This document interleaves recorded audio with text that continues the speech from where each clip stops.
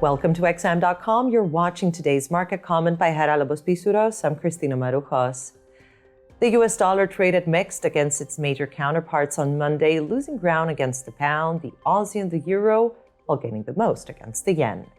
Dollar-yen continued drifting north during most of the day, almost touching the October 2022 high of 151.94, the test of which back then invited Japanese authorities to intervene.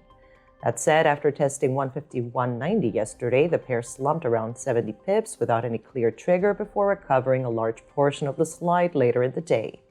The wide interest rate differentials between Japan and the rest of the world are likely to continue weighing on the yen.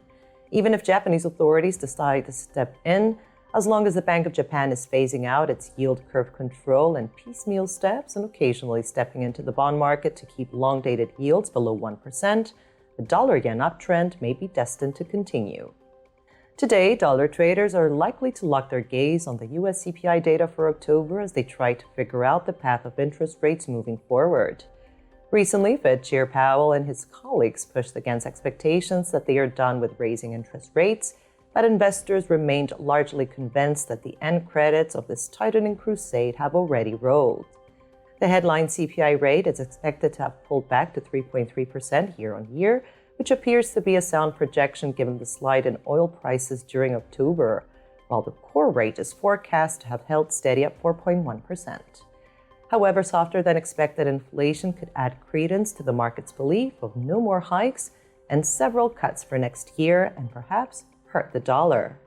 The pound was yesterday's main gainer and continued marching north today after the UK employment data for September largely beat expectations. Traders are focusing on tomorrow's UK inflation data for October. Both the headline and core CPI rates are expected to have slowed, but with the UK PMIs for the month revealing that prices charged by companies accelerated to a 3-month high, the risks may be tilted to the upside. In other words, even if UK inflation slows, it could slow by less than expected. This, combined with cooler US inflation today, could help cable return above the key barrier of 123.10 and perhaps challenge its 200-day moving average. This was today's market comment here at XM.com.